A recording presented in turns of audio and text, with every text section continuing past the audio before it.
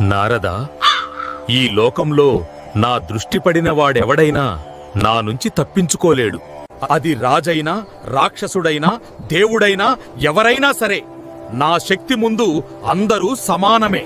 శనిదేవా, నీ బలం గురించి నువ్వు గర్వపడుతున్నావు కాని హనుమంతుడిని జయించిన రోజే నీ శక్తిని నేను ఒప్పుకుంటా. హనుమంతుడా, అతడు ఎంతటి వాడైనా నా ప్రభావం ముందు నిలబడలేడు.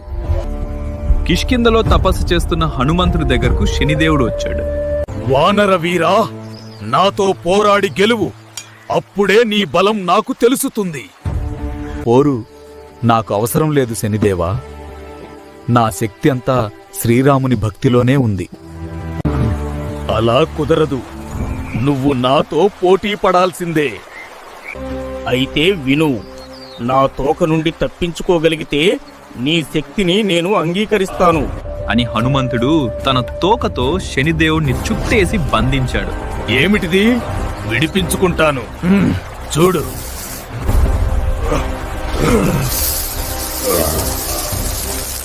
ఆపు హనుమంతా, నాకు ఊపిరాడడం లేదు. ఇదే గర్వానికి ఫలితం శనిదేవా. బలమున్నవాడికి వినయం ఉండాలి. నన్ను క్షమించు, దయచేసి విడిచిపెట్టు హనుమా. హనుమంతుడు శనిదేవుడిని క్షమించి విడిచిపెట్టాడు.